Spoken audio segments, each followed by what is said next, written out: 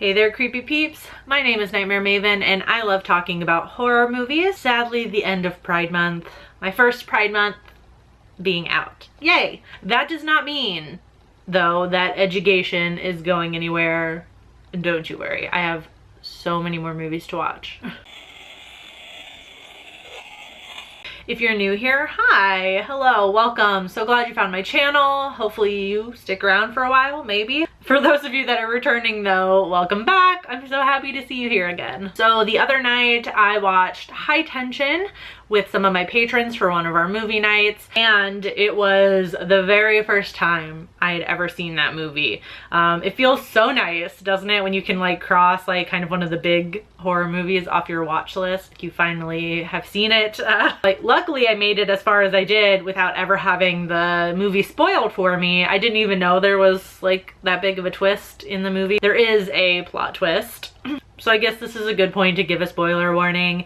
Even though this movie is a little bit older, it does have quite a big plot twist, so I guess I'll just warn you now. So all I knew about this movie prior to actually watching it was that it was somehow LGBTQ+, and I only knew that because every time I've searched for queer horror movies, High Tension is like one of the first results. I also knew it was a French film, and that was all I knew. So High Tension is a 2003 horror film within the New French Extremity movement, which describes a collection of transgressive French films and directors at the turn of the 21st century. These films are characterized mostly by their severe approach to depicting sex and violence. High Tension specifically is directed by Alexandre Aja. I can never remember how to say his last name. And it follows Marie, who travels to her friend Alex's country house for the weekend. On their first night there, Alex's family is brutally slaughtered and Alex is kidnapped. Marie goes undetected by the killer and follows him in order to save her friend.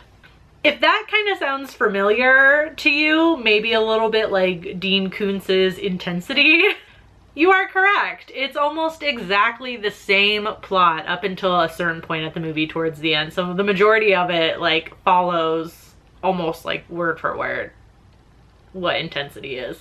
I read that apparently the director admitted to reading Intensity at one point, but has never like confirmed, like actually said that the book influenced the movie in any way. Just my own personal opinion, I feel like it definitely did, whether it was conscious or unconscious.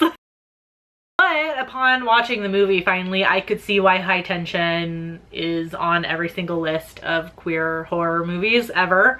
Marie is definitely queer coded, although I would say she's pretty obviously into her friend. Whether that means she's a lesbian or she's bi or she's pan or whatever, she is definitely into Alex. She seems upset by Alex talking about her male love interests every time it comes up in conversation. And one of the first things she does when she gets to Alex's house and is in the guest room or whatever is masturbate. Like, I don't know, it just seems like she's super into her friend. Marie is also coded more masculinely with her short cropped hair and baggier clothes compared to Alex's long hair and pretty dresses. I know that's super heteronormative. The movie is a little problematic, so let's get into that, I guess. So then the twist hits, which I thought was pretty well done. I will say I was so focused on how much like Intensity this movie was that I didn't see the twist coming. I was distracted. I was watching the movie, but I was distracted, weirdly. The twist of Marie being revealed as the serial killer left a bad taste in my mouth, honestly. It just seemed like her queerness was being villainized. She was just so ashamed of her attraction to women that she created this whole persona in her mind of this like skeevy, sexually perverted old man, which I'll kind of get into in a second. I have some questions about that. But then at the end of the movie, after, Alex gets away and Marie is caught, we see Marie in this like psychiatric ward, and she has like, she's sitting on a bed and she's restrained, and she sees Alex watching her and she like reaches out all creepily. It just felt like it's like her queerness is something that needs to be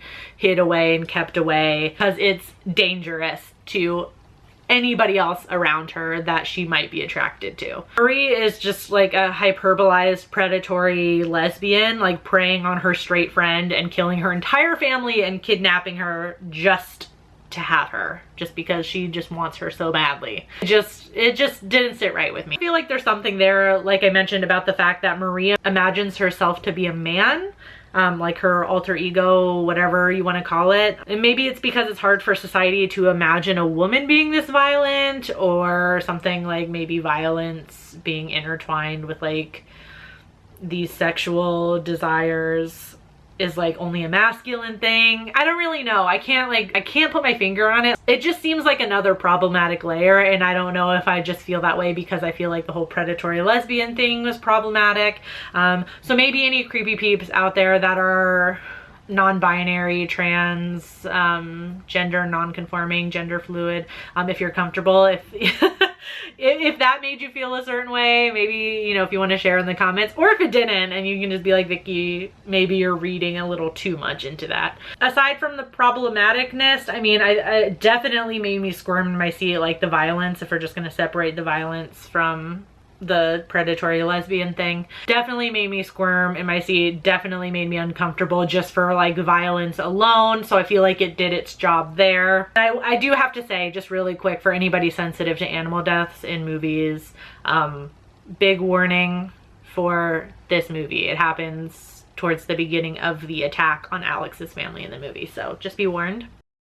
I haven't decided on a rating for this movie. I marked that I watched it on Letterboxd, and if I come to a conclusion on what I want to rate this, I will update it on Letterboxd. But for right now, I don't know. I don't know what I would rate it. So on IMDb, though, it has a 6.8 out of 10. On Rotten Tomatoes, a 41% critic score, 67% audience score, and on Letterboxd, a 3.2 out of 5.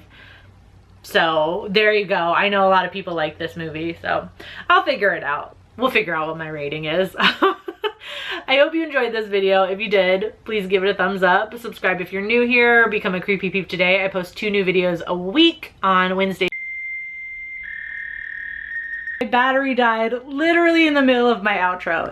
You couldn't just hold on just for like 2 more seconds for me to finish saying that I post 2 new videos a week. See you soon with a new video. Until then, stay strange. Bye. Camera, was it so hard to just hold on for like that many seconds?